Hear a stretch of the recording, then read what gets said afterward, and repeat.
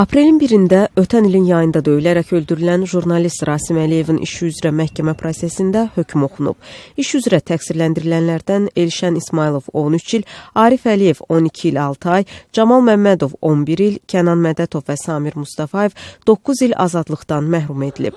Təqsirləndirilən şəxslərin valideynləri və vəkilləri hökmün ədalətsiz olduğunu, apellyasiya şikayəti verəcəklərini deyirlər.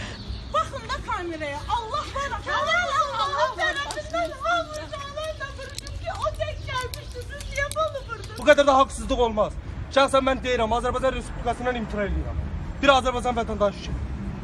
Eğer bir işe prezident nəzarət eləyirsə, eğer bir işi prezident öz nəzarətinə götürürsə, bu qədər ədalətsizliyə yol verilirsə, mən artıq bu dövlətdə yaşamağı heç istəmirəm.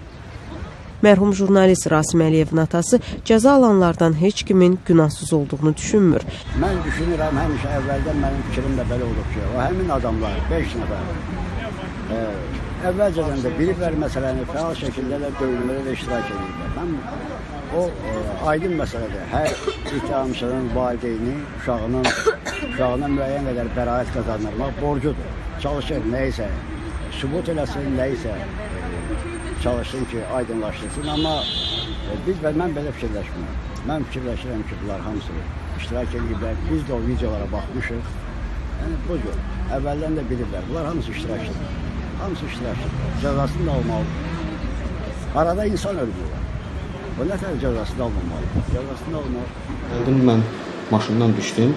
Jurnalist Rasim Əliyev avqustun 8-də Bayıl qəsəbəsində bir qrup şəxs tərəfindən döyüldükdən sonra kliniki tibbi mərkəzə yerləşdirilib. Avqustun 9-da gecə xəstəxanada vəfat edib. Faktla bağlı adı hallanan 5 nəfərlə yanaşı Qəbələ klubunun sabiq kapitanı Cavid Hüseynov da saxlanılıb. O cinayəti əvvəlcədən bilib xəbər verməmədə ittiham olunur. Sonradan cinayət işinin materiallarından Cavid Hüseynovla bağlı iş ayrıca icraata götürülüb. Adı sadalanan 5 nəfər Rasim Əliyevi Facebook səhifəsində Cavid Hüseynov haqqında yazdığı fikirlərinə görə döyüblər.